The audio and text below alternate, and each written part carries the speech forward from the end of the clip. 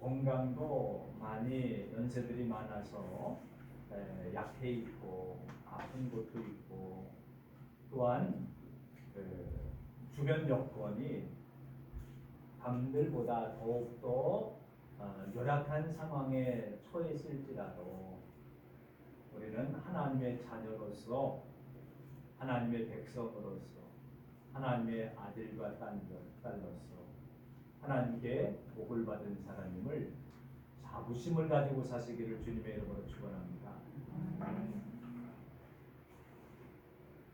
아멘. 박종환이 아멘. 아빠가 물어보니까 그랬는데 사실이에요. 뭐 서울대학 어디에 행복연구소라는 데가 있대요. 처음 들어보는 것 같은데 그 사람이 일본에 있는 소득이 많은 곳과 행복도를 조사했대요. 근데 각 나라, 각 도시마다 소득이 돈 버는 게 조금인 그 도시가 있고 많이 버는 도시가 있잖아요. 근데 조사해 보니까 제가 확실하게 기억은 가물가물합니다만 오키나와 그쪽은 날씨가 좀 따뜻하고 근데 거기가 소득은 제일 꼴찌인데 행복도는 최고래요. 행복도는 최고예요. 도쿄나 그 근처에 있는 그 도시는 행복도가 꼴찌래요. 우리가 돈이 많으면은 행복할 것 같지만 그렇지 않다는 거죠. 우리나라에서는 서울하고 인천이 꼴찌예요. 행복도가. 그런데 세종시가 1등이래요. 세종시가.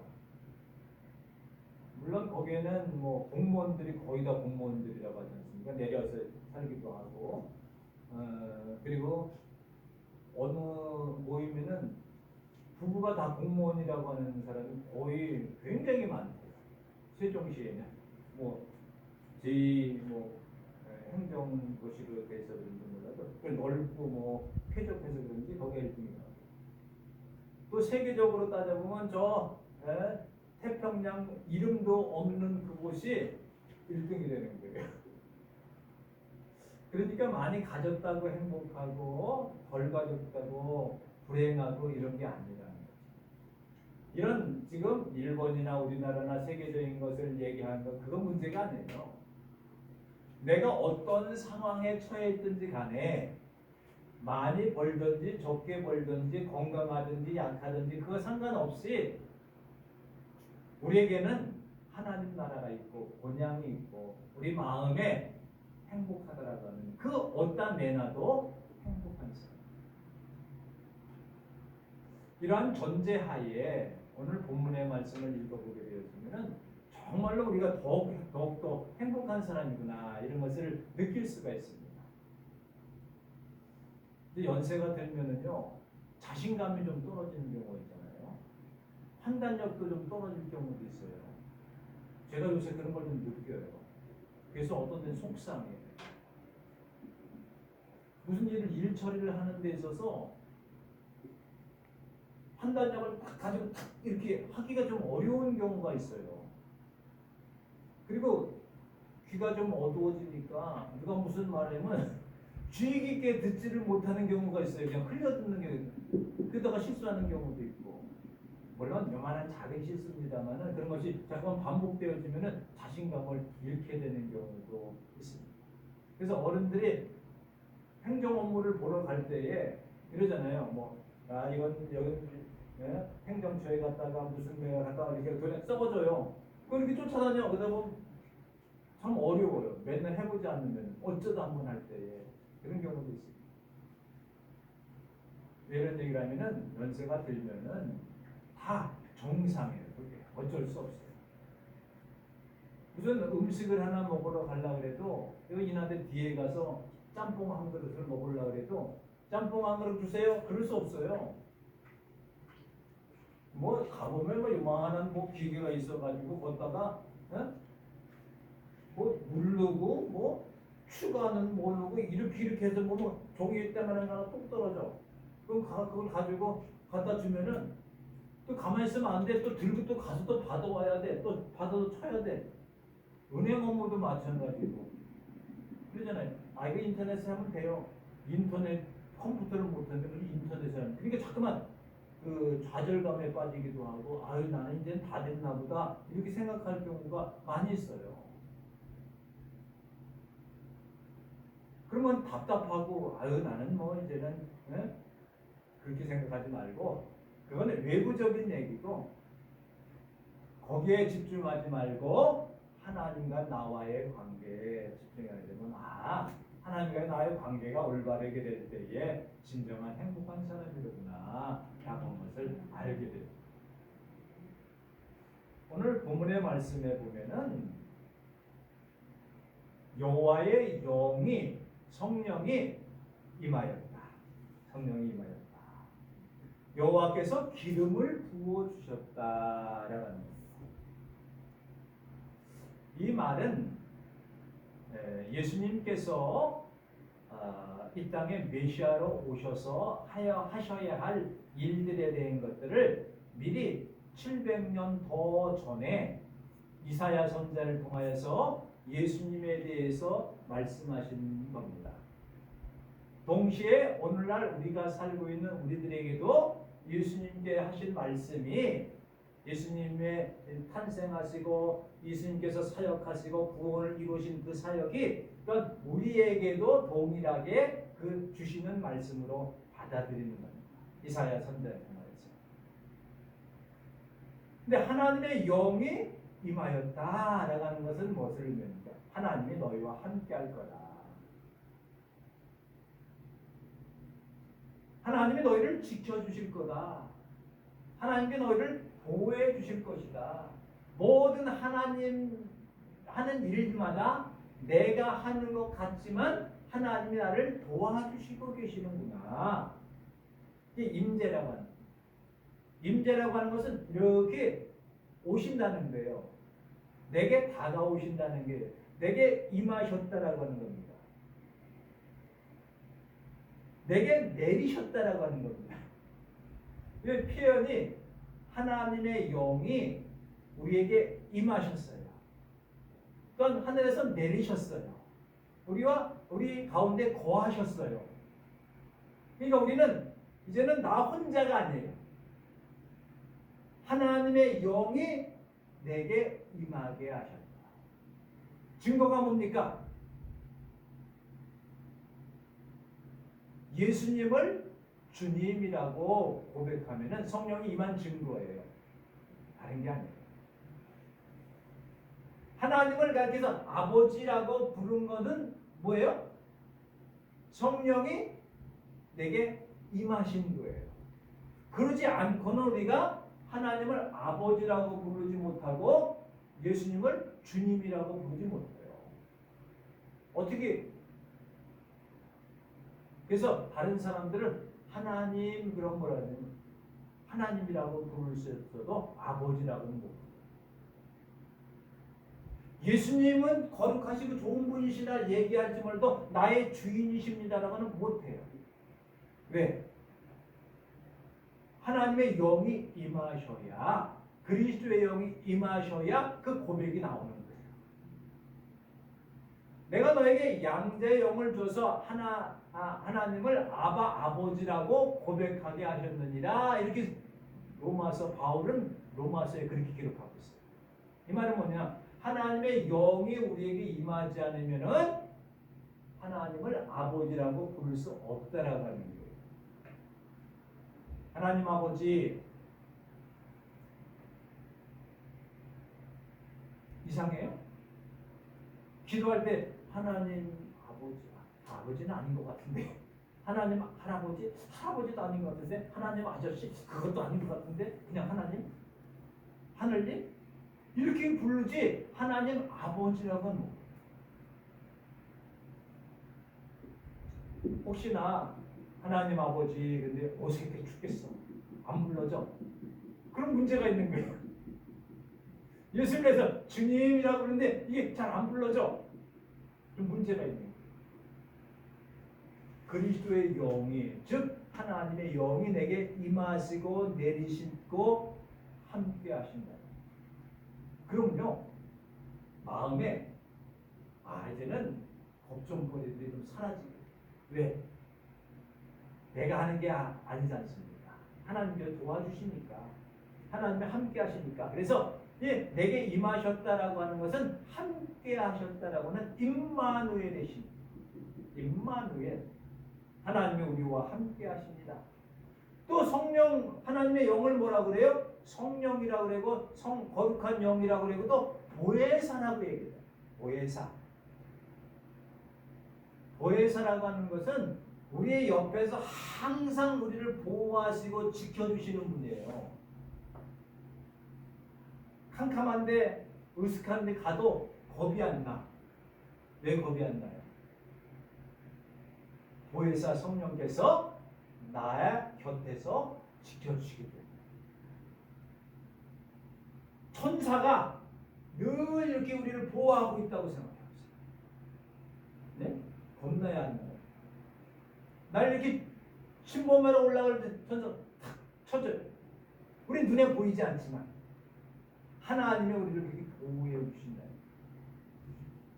그래서 이 성령을 충만히 받은 사람, 하나님의 영을 받은 사람은 뭐예요? 하나님의 일을 하는 거예요. 그래서 하나님의 일을 하는데 어떤 사람, 그러면 그 표징을 보면 기름을 부어줘요. 기름을. 뿔에다가 기름을 내서 갖다 이 사람은 하나님과 함께 하시는구나. 이 사람은 하나님이 지켜주시는 분이시구나. 이 사람은 하나님의 하시는 일들을 맡아서 위임해 주시는구나. 그래서 이 사람은 별거 아닌 것 같아. 기름을 부음 받았는데 별거 아니야. 근데 하나님께서 부어주셨기 때문에 권위를 인정해 주는 거예요. 목사님들도요, 개인적으로 볼 때는 별거 없어요. 다 그냥 어쩌면 더 볼품이 없을지도 몰라요. 인격적으로 더 부족한 것도 많아요. 그리고 하는 일들 보면은 제대로 하는 일도 없는 거 없을지도 몰라요. 인간적으로 볼 때는 그냥 아들 뻘이고 어머니 뻘이고 형제 뻘이고 누나 뻘이고 이런 거예요. 예? 근데 단 하나 뭐예요?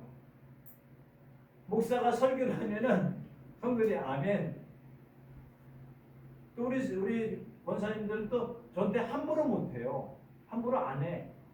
말하기도 좀 어색하고 불편하신가 봐. 어지간하면 직접 얘기를 할 것도 옆에서 들어. 아무개가 그랬다고 그래서 그랬다고 하더래요. 이렇게 듣지 그냥 직접 얘기를 못 하셔. 어려워서 못 하시는지 하기 싫어서 안 하시는지 잘 몰라도 왜 그래요? 인간적으로 는 별거 아닌 것 같아도 하나님께서 목사가 되어질 때는 성부와 성자와 성령의 이름으로 아무개에게 설교권과 축복권을 부여하노라, 축도권을 부여하노라. 그래서 하늘에서 하나님께서 위임해 주셨어요. 그러니까 목사의 말을 하나님께서 그렇게 심부름을 하시는구나. 그래서 듣는 거지. 예? 그래서 그 말에 대해서 아멘 하는 거지. 목사가 말 잘해야 얼마나 잘하겠어요. 그리고 여기 계신 분들 한 30년 설교 똑같은 사람한테 들었잖아요. 그게 그거 아닙니까? 예? 뭐 새로운 게 있어요? 뭐 이렇게 화끈하고 뭐가 뜨끈뜨끈한 게 뭐가 그렇게 많아요? 벌써 설교를 들었어도 얼마나 많이 들었겠어요. 30년을 들었다고 생각해요. 예? 똑같은 사람한테 아침 일주일에 2번, 그 다음에 수요일에 또 새벽기도 나올 때는 매일 들어도 그래도 또 설교 못한다는 소리도 하기가 어렵잖아요.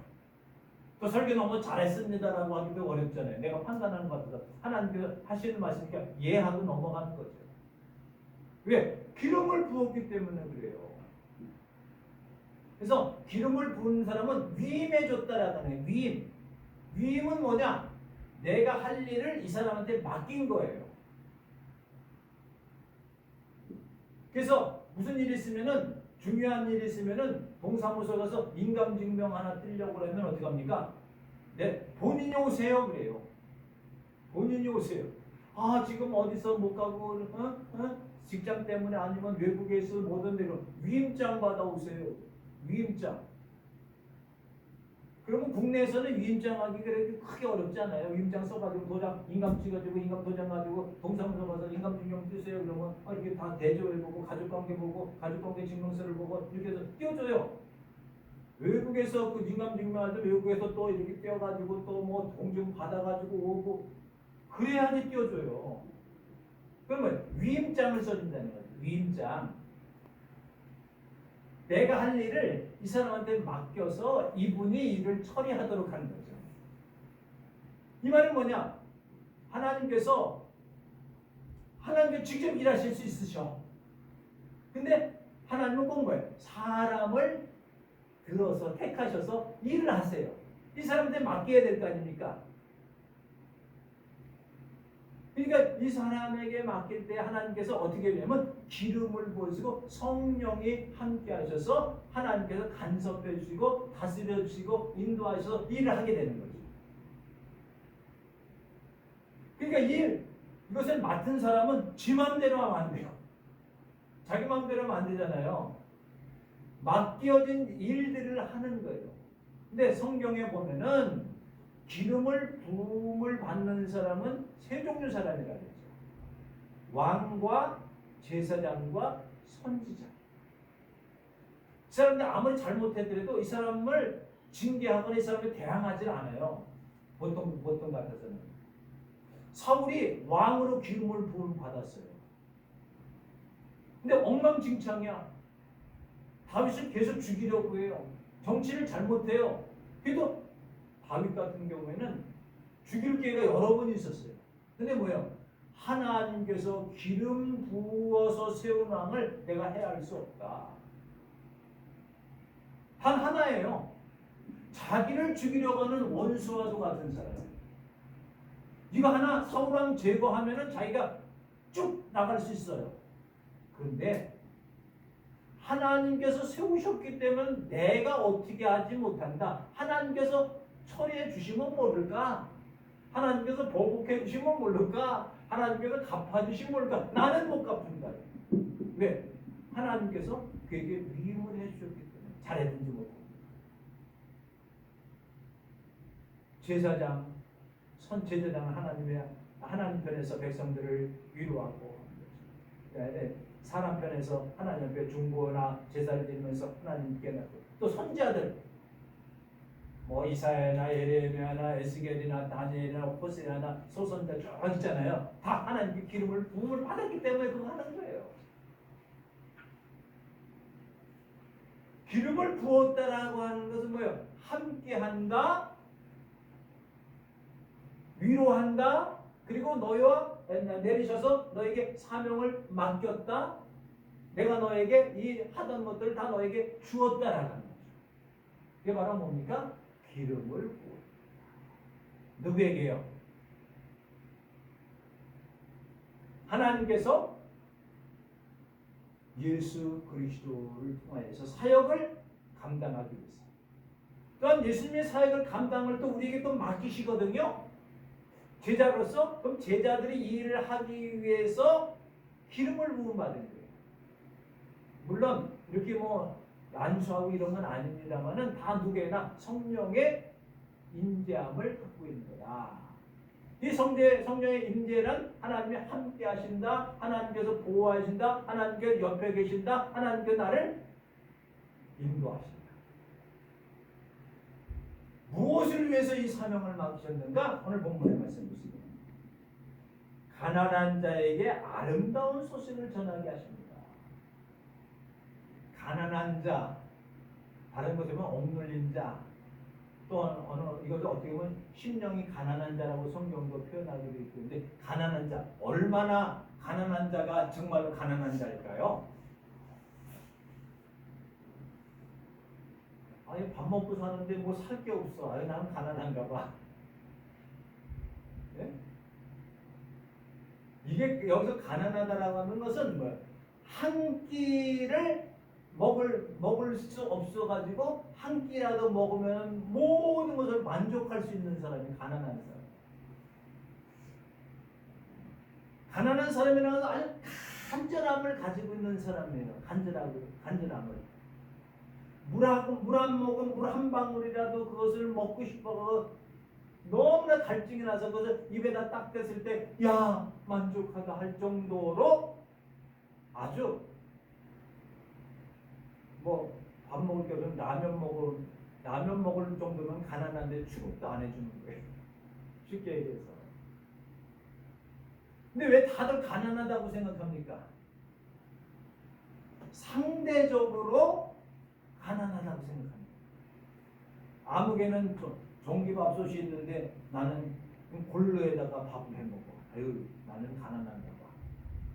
대부분 그렇게 얘기를 하잖아요. 누구는 아파트가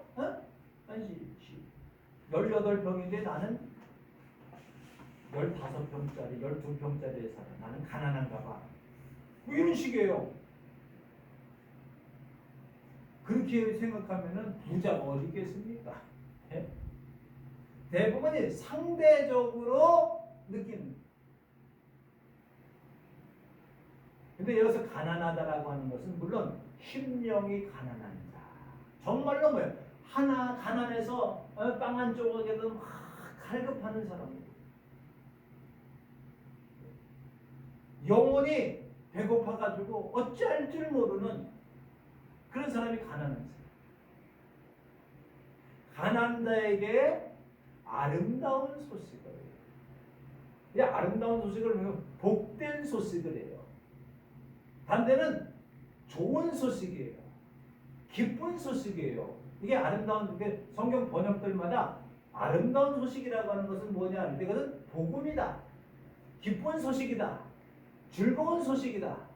행복한 소식이다. 구원의 소식이다. 이게 뭐예요? 복음. 아름다운 소식이에요. 배고픈데 빵 준다고 그러면 좋은 소식이죠. 네? 이 세상 사람들이 다 배고파하고 있어요. 영적으로 갈급하고 있어요. 영적으로 갈증을 느끼고 있어요. 근데 말세에는 먹을 것이 없어서 기근이 아니요 마실 물이 없어서 기간이 아니다. 너희 속에 하나님의 말씀이 없어 기근이요 기간이다. 아까 이제 가난한 자 그는 행복하지 않아요? 아니에요. 제일 행복해요. 배고픈 자 행복하잖아요? 가장 행복한 사람이에요. 왜?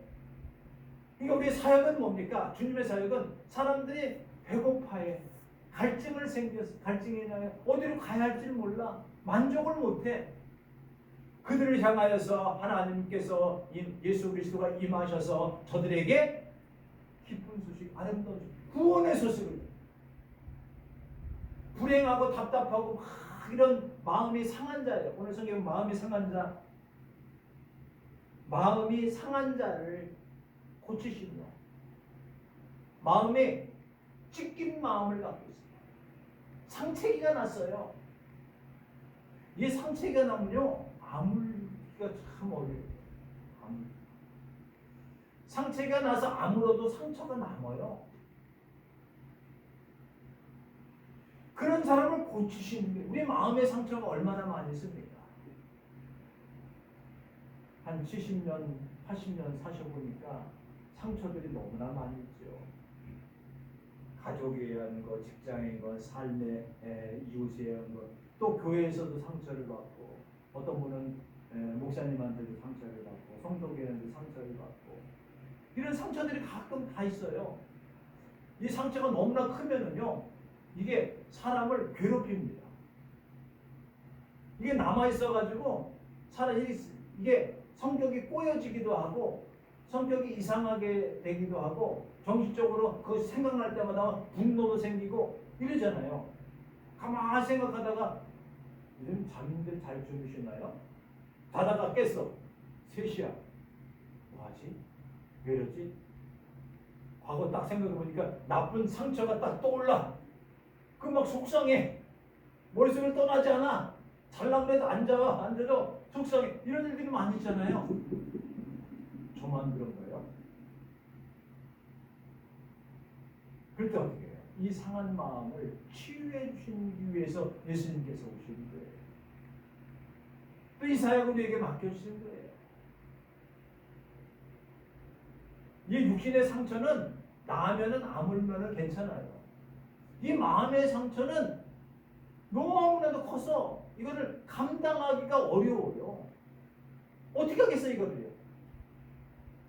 하나님 앞에 엎드려 기도하고 주님께서 이거를 해 주시기 위해서 오셨다고 하는데 나의 문제를 해결해 주시옵소서.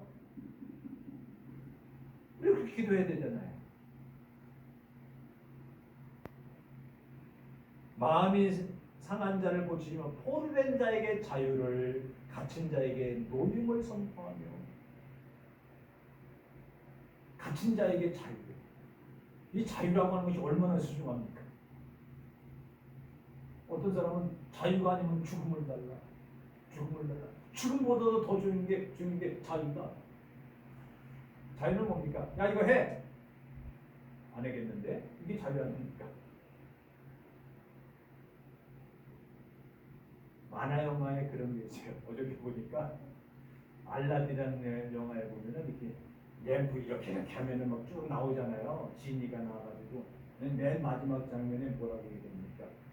내가 너에게 세 가지 소원 중에 너에게 자유를 줄 거다. 알라딘이 그러니까 이 지니가 그냥 너무나 감동했잖아요. 그래서 뭐냐고 야 저거 좀 갖고 와 그러니까 지니가 싫은데? 나 자유한 거 아니야? 꼭 저걸 들어야 되는데 듣지 않았어. 근데 아무렇지도 않아. 이 자유라고 하는 것이 그만큼 중요한 거예요. 죄와 죄의 노예예요. 죄에 잡혀 있어요. 죄의 포로가 됐어요. 죄에 갇혔어요. 욕심과 탐욕과 자기 것 다 거기 갇혀 있어요. 어떤 사람은 돈의 노예가 된 사람이 있어요. 욕심의 노예가 된 사람이 있어요. 탐욕의 노예가 된 사람들이 있어요. 갇혀 살아. 그냥 이렇게 멀쩡히 돌아가는 것 같지만 다 노예 생활하는 경우가 자유하지 못해. 그런데 사도 바울 같은 경우에는 감옥에 잡혀 있으면서 나는 자유하다 이렇게 얘기하지 않습니까? 내가 어느 장소에 있고 어느 위치에 있는 게 중요한 게 아니에요. 그럼 뭐가 중요하냐? 내 속에서 진정한 자유가 있는 거예요. 그 자유는 어디서나 죄와 사망과 불의에서 벗어나는 거예요. 그래서 이것을 하기 위해서 예수님께서 이 땅에 오셔서 당신이 십자가에 죽으시기까지 사랑하신 거예요. 해방시켜준 거예요. 우리를 자유케 해준 거예요. 우리 심령을 치유해 준 거예요. 우리 가난함을 아름다운 소식으로 부여하게 해준 거예요. 그분이 바로 예수 그리스도이십니다. 그거를 이사야 선자는 61장 1절, 2절, 3절 쭉 61장에 예수님께서 우리에게 베풀어 줄 것을 말씀하셨고 예수님은 그 말씀대로 이 땅에 오셨고 그리고 그 말씀대로 이루어 주셨고 우리에게 앞으로 우리에게 복을 주시는 것이 다음 장면에 쭉 나오게 되어집니다. 오늘 1절에 있는 말씀을 가지고 말씀드렸습니다. 다음 시간에 다음 주에는 이어서 진정으로 우리가 하나님의 얼마나 더 큰 복을 받은 사람인가에 대해서 말씀을 드리려고 합니다. 기도하시겠습니다. 하나님 아버지 은혜와 사랑을 감사합니다. 하나님의 영이 성령 하나님께서 우리에게 임하셔서 우리를 자유케 해주시고 우리를 보호해 주시고 우리와 함께 하시고 우리를 치유해 주시고 우리에게 자유함을 주시고 우리에게 아름다운 복된 구원의 소식을 전해주심을 감사합니다. 하나님의 은혜가 우리에게 임하였사오니 사랑하는 성도들을 위로하시고 기쁨과 소망과 감사와 찬송과 하나님의 영광을 돌리는 삶을 살아나가게 하시옵소서. 주 예수 그리스도 이름으로 기도를 드리옵나이다. 찬송 325장